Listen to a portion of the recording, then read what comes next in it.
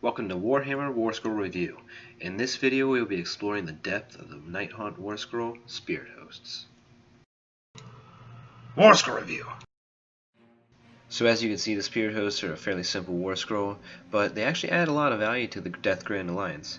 Start with a movement of 6 inches, a 4-up save, 10 bravery, 3 wounds, and only one weapon with a 1-inch range. It has 6 attacks, 5 up to hit, 4 up to wound, no rend, and 1 damage.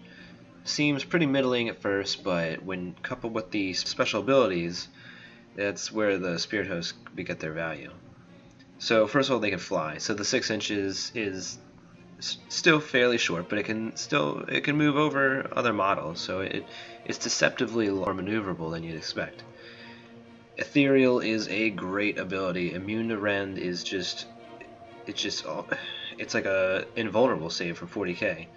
It's just a really great defense mechanism. Frightful Touch is where they get their damage output.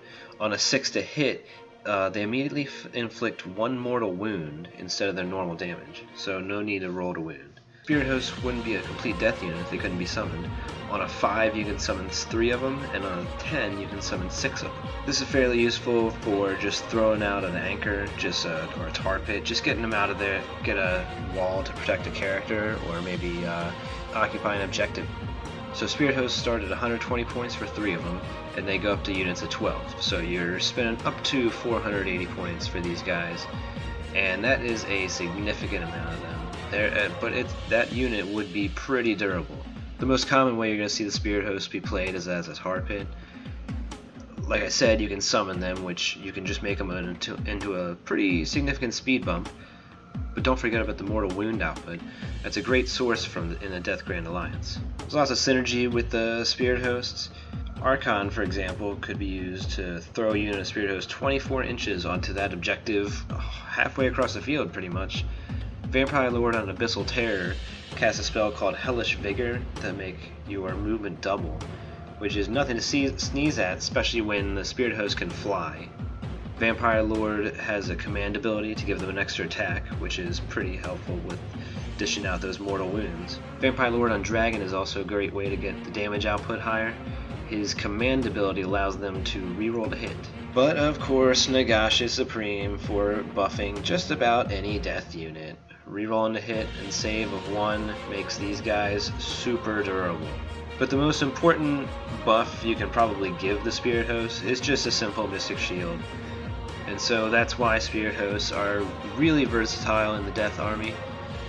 They can be used just about with any other type of army as long as they have that Mystic Shield. A great target to be going after for them would be units with high rend, since they can just ignore it. But be careful of mortal wounds, obviously, even though they still have the Deathless Minions special rule. A great Warlord trait to give your Warlord if you're thinking about taking Spirit Hosts would be the Ruler of the Night, because Deathless Minions, just making it better makes a Spirit Host even more durable.